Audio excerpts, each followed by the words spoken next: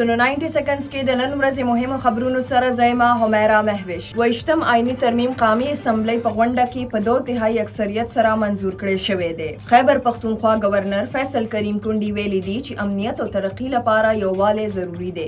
چې ټول سیاسي پارټي یو ځای ناسته وکړي نو د مسلو هواره ممکن دی. د خیبر پختونخوا وزیر اعلی سهیل افریدي په مشرۍ کې د صوبایي کابینې لومړۍ غونډه په 14 نومبر رابلل شوې ده چې لپاره 53 نکاتی ایجنډا جاری کړی شوې ده. بنو کې سی ټي ډي اهلکارو 2 انتهایی مطلوب فتنه الخوارج ټارګټ کیلرز وژلي دي. ترهګرونه وسله، موبایل او کل عدم تنظیم کارډونه هم ترلاسه شوي دي.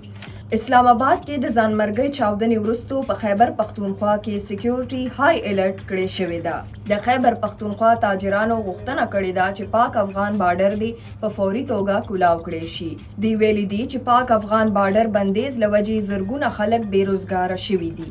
دا تر دې دمه مهم خبرونه، نورو خبرونو او معلوماتو لپاره سنو پختونخوا سره اوسئ.